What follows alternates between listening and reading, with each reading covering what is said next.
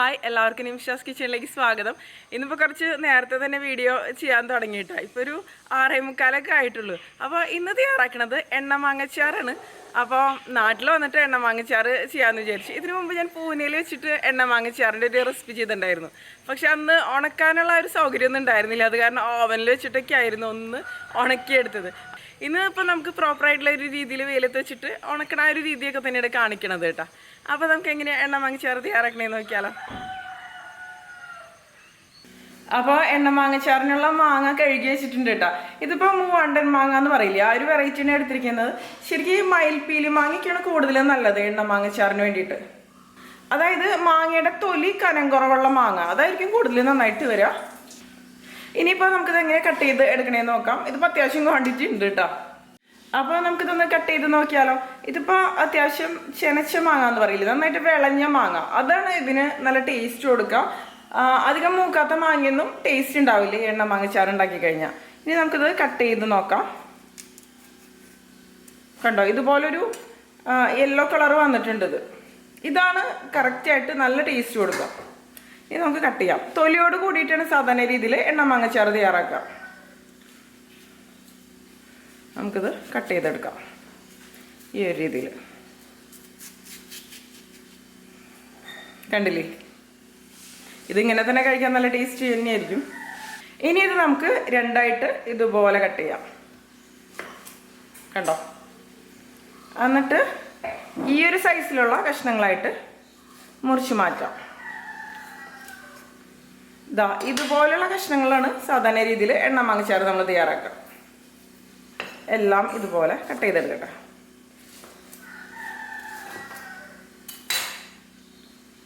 കണ്ടില്ലേ,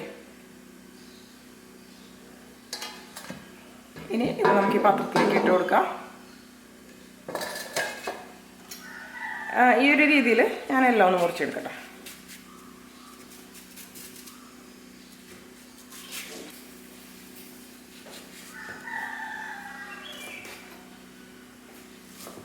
ഇത് നമ്മൾ ഒന്ന് വാട്ടിയെടുക്കും, അതായത് വെയിലത്ത് വെച്ചിട്ട് ഒന്ന് ചൂടാക്കിയെടുക്കും. അപ്പോഴാണ് ഇതിൻ്റെ ഒരു റിയൽ ആയിട്ടുള്ള ടേസ്റ്റ് വരിക.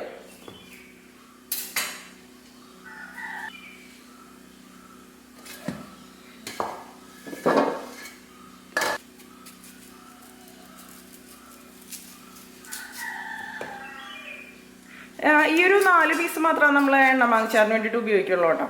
പിന്നെ ഈ ഒരു ബാക്കി വരുന്ന ഭാഗം ഉണ്ടല്ലോ, അത് ഉപയോഗിക്കില്ല.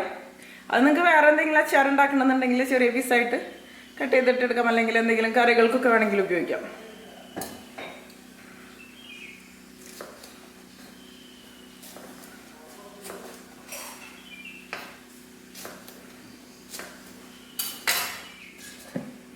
ഇപ്പം ഞാൻ ഒരു മാങ്ങ മുഴുവനായിട്ട് കട്ട് ചെയ്ത് എടുത്തിട്ടുണ്ട്. ഈ ഒരു രീതിയിൽ തന്നെ നമുക്ക് ഈ എല്ലാ മാങ്ങയും കട്ട് ചെയ്തെടുക്കാം. അപ്പോൾ മാങ്ങ എല്ലാം കണ്ടില്ലേ, ഇതുപോലെ കട്ട് ചെയ്തെടുത്തിട്ടുണ്ട്. മാങ്ങയുടെ കഷ്ണങ്ങൾ ഒന്നും കൂടി ചെറുതാക്കിയിട്ടുണ്ട് കേട്ടോ. ഈ ഒരു സൈസ് മതി, ഒരുപാട് വലുത് വേണ്ട. കണ്ടില്ലേ, ഇതാ മാങ്ങ കട്ട് ചെയ്തിട്ട് ബാക്കിയുള്ള ഭാഗം ഇത് ഉപയോഗിച്ച് നമുക്ക് വേറെ അച്ചാർ വേണമെന്നുണ്ടെങ്കിൽ തയ്യാറാക്കാം. അപ്പോൾ ഇനി ഇതിപ്പോൾ നമുക്ക് വെയിലത്തിട്ടിട്ടൊന്ന് ഉണക്കിയെടുക്കണം. അത്യാവശ്യം നല്ല ക്വാണ്ടിറ്റി ഉണ്ട്. ഇതിപ്പോൾ ഉണങ്ങി വരുമ്പോൾ ചെറുതായിട്ടൊന്ന് കുറഞ്ഞു വരും, അത്യാവശ്യം നന്നായിട്ട് കുറയും ക്വാണ്ടിറ്റി. അപ്പോൾ നമുക്കിനി ഇത് ഒന്ന് ഉണക്കിയെടുക്കാം. അപ്പോൾ ടെറസിലേക്കാണ് പോണേ, ഏറ്റവും മുകളിലേക്ക് പോവാം. നമ്മൾ അന്ന് ഷൂട്ട് ചെയ്ത ആ മാവ് കണ്ടോ, ഇപ്പം അങ്ങനെ മാങ്ങയൊന്നും ഇല്ല കേട്ടോ, ഇതിന് വളരെ കുറവുള്ളൂ.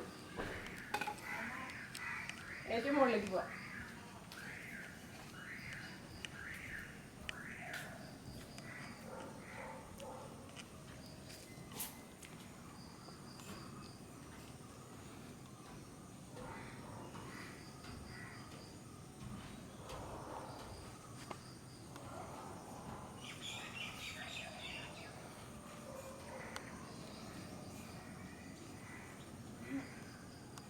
ഇവിടെ നിറയെ സോളാർ പാനലുകളാണ്. അപ്പോൾ ഇവിടെ കറണ്ട് ചാർജസ് ഒന്നും തന്നെ വരുന്നില്ല കേട്ടോ. എക്സ്ട്രാ വരുന്നത് ഗ്രിഡിലോട്ട് കയറ്റി വിടുകയാണ് ചെയ്യണത്. അപ്പോൾ നമുക്കിനിപ്പോൾ ഇത് പരത്താം.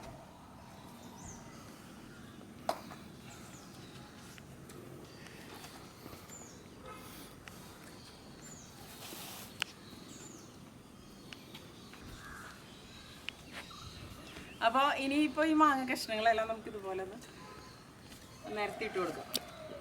നന്ദു ഇവിടെ ഉണ്ടോ? നന്ദു നന്ദും കൂടി വന്നിട്ടുണ്ട്. നന്ദുവിനെ ഞാൻ ക്യാമറ പിടിക്കാൻ വേണ്ടിട്ട് വിളിച്ചതായിരുന്നു, അല്ലെങ്കിൽ പിന്നെ ട്രൈപോഡൊക്കെ എടുത്തിട്ട് വരണ്ടേ. കുറച്ച് ഗ്യാപ്പ് ഇട്ട് കൊടുക്കണം നന്ദു. ഇങ്ങനെ അടുപ്പിച്ചിടണം. താഴെകളല്ലേ?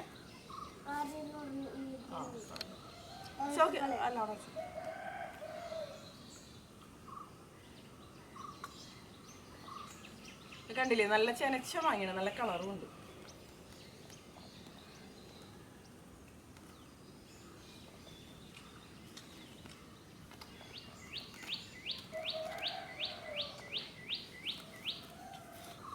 കാണുമ്പോ കഴിക്കാൻ തോന്നും. മൂവാണ്ടൻ മാങ്ങയില്ല, നല്ല ടേസ്റ്റ്.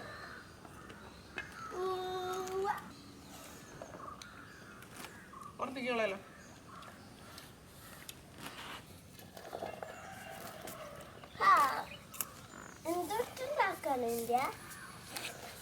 യമ്മി അച്ചാർ.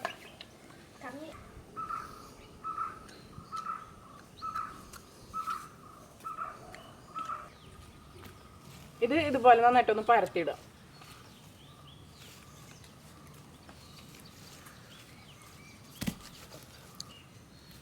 ഇതുപോലെ ഞാൻ പരത്തിയിട്ടുണ്ട്. ഇതിന്റെ വശങ്ങളിലൊക്കെ ഇതുപോലെ പറന്നു പോകാതിരിക്കാനൊക്കെ വെച്ചിട്ടുണ്ട് കേട്ടോ. ടൈൽസിന്റെ പീസൊക്കെ വെച്ചിട്ടുണ്ട്. അപ്പൊ ഇനി ഇത് നന്നായിട്ട് ഉണങ്ങി വരട്ടെ. ഇപ്പോൾ വെയിലൊന്നും വന്നിട്ടില്ല. വെയിൽ വരണതിന് മുമ്പാണ് ഞാനിതിപ്പോൾ ഇട്ട് കൊടുത്തിരിക്കുന്നത്. നേരത്തെ തുടങ്ങി കട്ടിങ് ഒക്കെ.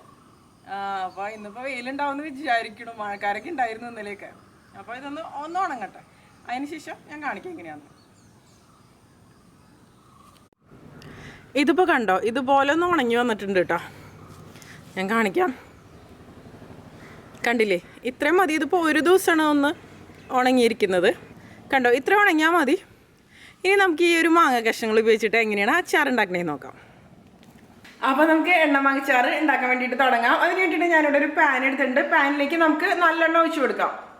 എണ്ണ മാങ്ങ അച്ചാറൊക്കെ തയ്യാറാക്കുമ്പോൾ നല്ലെണ്ണയാണ് സാധാരണ രീതിയിൽ ഉപയോഗിക്കാം കേട്ടോ. അപ്പോഴായിരിക്കും നല്ല ടേസ്റ്റ് വരിക. ഞാനിപ്പോൾ ഇതിലേക്ക് ഒരു 3/4 ലിറ്റർ അളവിൽ എള്ളെണ്ണ ഒഴിച്ചു കൊടുത്തിട്ടുണ്ട്. എണ്ണ അത്യാവശ്യം ഉണ്ടാകുമ്പോഴായിരിക്കും നല്ല ടേസ്റ്റി ആയിട്ട് വരും. പിന്നെ നമ്മൾ കൂടുതൽ അളവിൽ മാങ്ങ എടുത്തിട്ടുണ്ടല്ലോ, 30 മാങ്ങ എടുത്തിട്ടുണ്ട് കേട്ടോ ഇതിന് വേണ്ടിയിട്ട്. അത്യാവശ്യം നല്ല വലിപ്പമുള്ള മൂവാണ്ടൻ മാങ്ങയായിരുന്നു എടുത്തിരുന്നത്. ഇനി എണ്ണ നന്നായിട്ടൊന്ന് തിളച്ച് വരട്ടെ.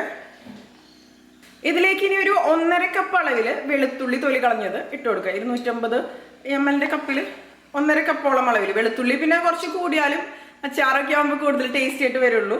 അപ്പോൾ വെളുത്തുള്ളി ഞാൻ ഇതുപോലെ കട്ട് ചെയ്ത് എടുക്കണമെന്നില്ല, അങ്ങനെ എന്നോടെ തന്നെ ഇട്ട് കൊടുക്കണം ചെയ്യണത്. അതായിരിക്കും കൂടുതൽ നന്നായിട്ട് വരാം, പ്രത്യേകിച്ച് ഈ ഒരു റെസിപ്പിക്ക്. പിന്നെ നിങ്ങൾക്ക് താല്പര്യം ഉണ്ടെങ്കിൽ കട്ട് ചെയ്യാം. വലിയ വെളുത്തുള്ളിക്കാണെങ്കിൽ, ഇപ്പോൾ ചൈനീസ് വെളുത്തുള്ളിക്കാണെങ്കിൽ നിങ്ങൾക്ക് കട്ട് ചെയ്തെടുക്കാം. ഇനി വെളുത്തുള്ളി നമുക്ക് ഈ ഒരു എണ്ണയിൽ ഇട്ടിട്ട് നന്നായിട്ടൊന്ന് വഴറ്റിയെടുക്കാം. വെളുത്തുള്ളി ഹാർഡായിട്ട് വരരുത് കേട്ടോ. ആ ഒരു സോഫ്റ്റ് ടെക്സ്ചറിൽ തന്നെ ഇരിക്കണം, പക്ഷെ കുക്കായിട്ട് വന്നിട്ടുണ്ടാവണം. അത്ര തന്നെ മതി. എണ്ണ മാങ്ങച്ചാർ എന്ന് പറയുമ്പോൾ ഭയങ്കര ടേസ്റ്റി ആയിട്ടുള്ള അച്ചാറല്ലേ. ഇപ്പോൾ വെളുത്തുള്ളി ആവശ്യത്തിന് തന്നെ ഒന്ന് വഴങ്ങുന്നുണ്ട്. ബബിൾസ് ഉള്ള കാരണം കാണുന്നില്ല കേട്ടോ. ഓവറായിട്ട് വഴറ്റിയെടുക്കേണ്ട ആവശ്യമില്ല. ഇനിയിപ്പോൾ ഞാൻ എന്താ ചെയ്യണമെന്ന് വെച്ചാൽ ഇതിലേക്ക് നമ്മൾ നേരത്തെ ഉണക്കിയെടുത്ത മാങ്ങ ഉണ്ടല്ലോ, അത് മുഴുവനായിട്ട് ഇട്ട് കൊടുക്കാം. മാങ്ങ ഇട്ടിട്ട് ഒന്ന് വഴറ്റിയെടുക്കും. അതിന് ശേഷമാണ് പിന്നെ പൊടികൾ ചേർത്ത് കൊടുക്കുന്നുള്ളൂ.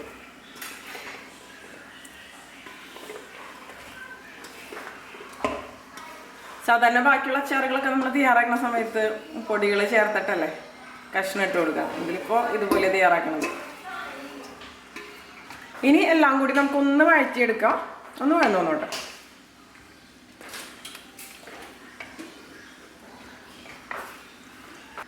ഈ ഒരു സമയത്ത് നമുക്ക് ഇതിലേക്ക് ആവശ്യത്തിനുള്ള ഉപ്പ് ചേർത്ത് കൊടുക്കാം.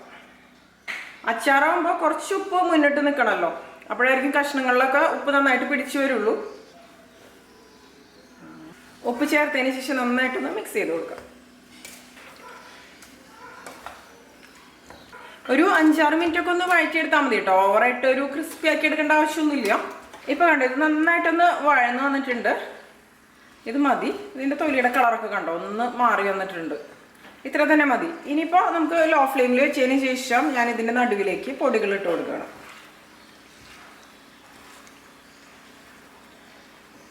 ഇതിലേക്ക് നമുക്ക് ഉലുവ വറുത്ത് പൊടിച്ച പൊടി ചേർത്ത് കൊടുക്കാം. ഇത് ഞാൻ ചേർക്കണത് 2 ടേബിൾ സ്പൂണോളം അളവിലാണ് കേട്ടോ. ഇത്ര അധികം മാങ്ങ നമ്മൾ ഉപയോഗിക്കണ്ടല്ലോ. പിന്നെ കായത്തിൻ്റെ പൊടി 1 ടേബിൾ സ്പൂൺ. ഉലുവയുടെയും കായത്തിൻ്റെ ഒക്കെ പൊടി കൂടി കഴിഞ്ഞാൽ കയ്പ്പരസം വരും, അപ്പോൾ ശ്രദ്ധിച്ച് തന്നെ ഇട്ട് കൊടുക്കാം. ഇനി ഇതിലേക്ക് നമുക്ക് മുളക് പൊടി ചേർത്ത് കൊടുക്കാം. അപ്പോൾ എരിവെള്ള മുളക് പൊടി വേണമെങ്കിൽ ചേർക്കാം, അല്ലെങ്കിൽ കാശ്മീരി മുളക് പൊടി ചേർക്കാം കേട്ടോ. ഞാനിപ്പോൾ കാശ്മീരി മുളക് പൊടിയാണ് ചേർത്ത് കൊടുക്കുന്നത്. അത്യാവശ്യം എരിവുണ്ടാവുണ്ടോ? ഞാൻ 6 ടേബിൾ സ്പൂൺ നിറയാണ് ചേർത്ത് കൊടുക്കുന്നത്. അത്യാവശ്യം എരിവുണ്ടായിരിക്കും. ഒരുപാട് സ്പൈസി ആണെങ്കിൽ നമുക്ക് കൂടുതൽ ചേർക്കാം കേട്ടോ. നന്നായിട്ട് എല്ലാം കൂടി ഒന്ന് മിക്സ് ചെയ്ത് കൊടുക്കാം.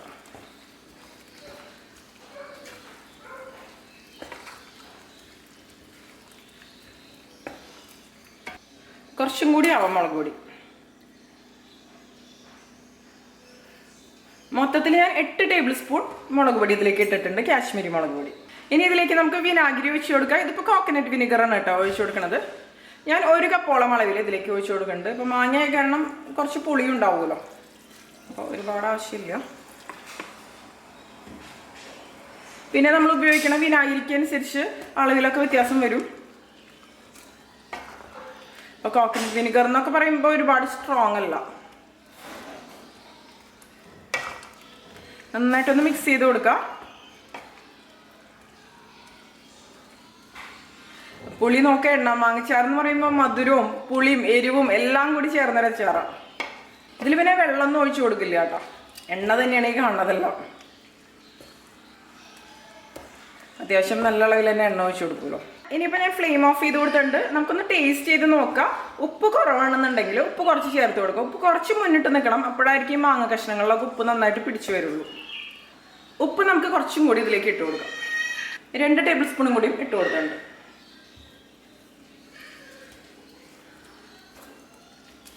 നന്നായിട്ട് നമുക്കൊന്നും കൂടി മിക്സ് ചെയ്ത് കൊടുക്കാം. ഇതിപ്പോൾ ഒരു ദിവസമെങ്കിലും ഇരുന്നാലാണ് കറക്റ്റായിട്ട് കഷ്ണങ്ങളിലൊക്കെ പിടിച്ച് വരിക. കൂടുതൽ ദിവസം വെക്കുന്തോറും നന്നായിട്ട് കഷ്ണങ്ങളിലൊക്കെ പിടിച്ച് കഷ്ണങ്ങളൊക്കെ നല്ല സോഫ്റ്റ് ആയിട്ട് വന്നിട്ട് ഉപയോഗിക്കുമ്പോഴായിരിക്കും ഈ അച്ചാർ നല്ല ടേസ്റ്റി ആയിട്ട് വരിക. ഇത് 1 വർഷമൊക്കെ സുഖമായിട്ട് കേടുകൂടാതെ ഇരിക്കണ ഒരു അച്ചാറാട്ടോ. പ്രത്യേകിച്ച് നമ്മളിതിലേക്ക് വെള്ളമൊന്നും ഒഴിച്ചു കൊടുക്കുന്നില്ല. പിന്നെ മാങ്ങ ഇതുപോലെ ഉണക്കിയെടുത്തതിന് ശേഷം തയ്യാറാക്കണത്, അപ്പോൾ കേടാവാനുള്ള സാധ്യതയൊക്കെ വളരെ കുറവാണ്. ഇതിനിപ്പോൾ നമുക്ക് നന്നായിട്ട് തണുത്തതിന് ശേഷം സ്റ്റെറിലൈസ് ചെയ്ത ഗ്ലാസ് ജാറിലാക്കിയിട്ട് സൂക്ഷിക്കാം. ഇതിൻ്റെ കൂടെ ഇപ്പോൾ ഈ എണ്ണ മാങ്ങച്ചാറിന് വേണ്ടിയിട്ട് കട്ട് ചെയ്ത മാങ്ങയുടെ പീസസ് ഉണ്ടല്ലോ, അതല്ലാതെ ചെറിയ പീസസ് ഇല്ലേ, അതെല്ലാം ഇതുപോലെ കട്ട് ചെയ്തിട്ട് ഇതും വെയിലത്ത് ഒരു ദിവസം ഒന്ന് ഉണക്കിയെടുത്തിട്ടുണ്ട്. ഇത് ഉപയോഗിച്ചിട്ട് എങ്ങനെയാണ് അച്ചാർ ഉണ്ടാക്കണമെന്ന് നോക്കാം. ഇവിടെ ഒരു ചീനച്ചട്ടി എടുത്തിട്ടുണ്ട്. ഇത് ചൂടാവുന്ന സമയത്ത് നമുക്കിതിലേക്ക് നല്ലെണ്ണ ഒഴിച്ചു കൊടുക്കാം. അച്ചാറൊക്കെ ഉണ്ടാക്കുമ്പോൾ എപ്പോഴും നല്ലെണ്ണയാണ് കൂടുതൽ ടേസ്റ്റും കൊടുക്കുക. അതുപോലെ കൂടുതൽ നാൾ കേടാകാതെ സൂക്ഷിക്കണമെന്നുണ്ടെങ്കിലും നല്ലെണ്ണ തന്നെയാണ് നന്നായിട്ട് വരിക. അപ്പോൾ ഒരു 3/4 കപ്പോളം അളവിൽ നല്ലെണ്ണ ഇതിലേക്ക് ഒഴിച്ചു കൊടുത്തിട്ടുണ്ട്. ഇനി നന്നായിട്ട് ചൂടായിട്ട് വരുമ്പോൾ നമുക്കിതിലേക്ക് കടുക് ഇട്ട് കൊടുക്കാം. ഇപ്പോൾ എണ്ണ ചൂടായിട്ട് വന്നിട്ടുണ്ട്. ഇതിലേക്ക് നമുക്ക് 1 ടീസ്പൂൺ നിറയെ കടുക് ഇട്ട് കൊടുക്കുക. നന്നായിട്ടൊന്ന് പൊട്ടി വരട്ടെ. കടുക് കണ്ടില്ലേ, നന്നായിട്ട് പൊട്ടി വരുന്നുണ്ട്. ഇനി ഇതിലേക്ക് നമുക്ക് വെളുത്തുള്ളി ഇട്ട് കൊടുക്കാം. ഇപ്പോൾ ഒരു 10-12 വെളുത്തുള്ളി ഇട്ട് കൊടുത്തുള്ളോട്ടെ. ഇതിലേക്ക് നമുക്ക് കൂടുതൽ വേണമെങ്കിൽ കൂടുതൽ ചേർക്കാം. ഇത് മുറിച്ചിട്ടൊന്നുമില്ല, മുറിക്കാത്തത് തന്നെയാണ് ഇട്ട് കൊടുക്കുന്നത്. ഇനി വെളുത്തുള്ളി ഒന്ന് ചെറുതായിട്ട് വഴന്ന് വരുന്ന സമയത്ത് നമുക്ക് ഇതിലേക്ക് കട്ട് ചെയ്തതിന് ശേഷം ഉണക്കിയെടുത്ത മാങ്ങയുടെ കഷ്ണങ്ങളും കൂടി ഇട്ട് കൊടുക്കാം.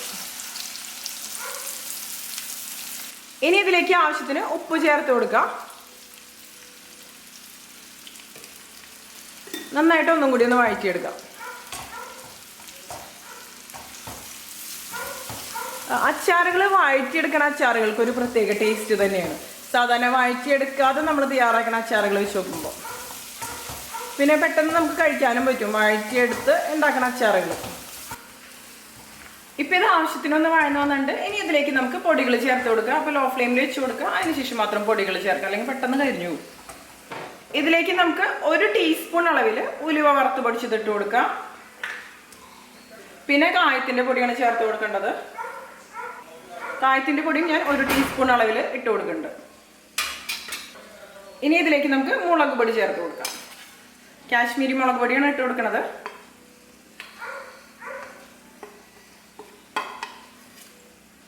നാല് ടേബിൾ സ്പൂൺ അളവിലാണ് കാശ്മീരി മുളക് പൊടി ചേർക്കുന്നത്. നന്നായിട്ട് നമുക്കൊന്ന് മിക്സ് ചെയ്ത് കൊടുക്കാം.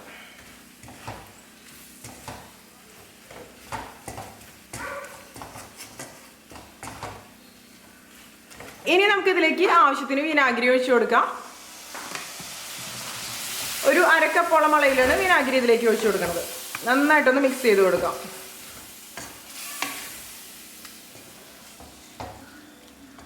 ഇപ്പൊ കണ്ടോ നമ്മുടെ അച്ചാർ അടിപൊളിയായിട്ട് റെഡി ആയിട്ടുണ്ട്. ഞാൻ ഫ്ലെയിം ഓഫ് ചെയ്ത് കൊടുത്തിട്ടുണ്ട് കേട്ടോ. ടേസ്റ്റ് നോക്കിയിട്ട് ഉപ്പ് കുറവാണെങ്കിൽ ഉപ്പ് ചേർക്കാം, അതുപോലെ വിനാഗിരിയും ചേർക്കാം. അപ്പോൾ നമ്മുടെ 2 ടൈപ്പ് അച്ചാറുകളും അടിപൊളിയായിട്ട് റെഡി ആയിട്ടുണ്ട്. അപ്പോൾ നിങ്ങൾ തയ്യാറാക്കി നോക്കുക. അതിനുശേഷം നിങ്ങളുടെ അഭിപ്രായങ്ങളൊക്കെ പറയാം, തീർച്ചയായിട്ടും ഇഷ്ടപ്പെടും. പിന്നെ നിങ്ങൾക്ക് ഈ ഒരു വീഡിയോ ഇഷ്ടപ്പെട്ടുന്നുണ്ടെങ്കിൽ നിമിഷാസ് കിച്ചൺ ഒന്ന് സബ്സ്ക്രൈബ് ചെയ്യുക. അതുപോലെ നിങ്ങളുടെ അഭിപ്രായങ്ങളൊന്ന് കമൻറ്റ് ചെയ്യാനും മറക്കരുത്. അപ്പോൾ നമുക്ക് മറ്റൊരു അടിപൊളി റെസിപ്പി ആയിട്ട് വീണ്ടും കാണാം.